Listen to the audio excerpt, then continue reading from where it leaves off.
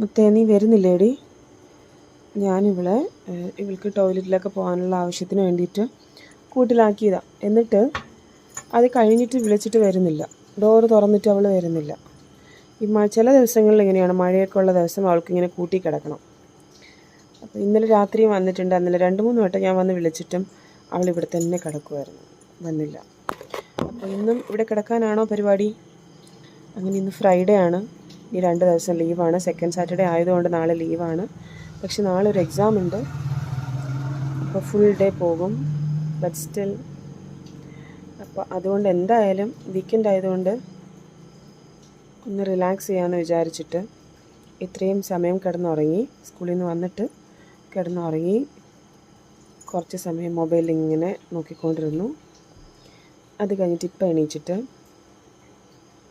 Green tea ഒക്കെ ഇട്ട് ഒന്ന് വീണ്ടും റിലാക്സ് ചെയ്യാൻ പോകാൻ നേരം ഇവളെ വിളിക്കാൻ വന്നതാണ്. അപ്പോൾ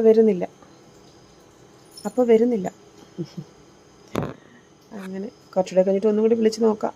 അപ്പോൾ ചിലപ്പോൾ വരുമായിരിക്കും. മുത്തേ, അപ്പോൾ എല്ലാവർക്കും good night, bye bye. Good night അല്ല, നമുക്ക് കുറച്ച് കഴിഞ്ഞിട്ട് ഒന്നും കൂടി കാണാം.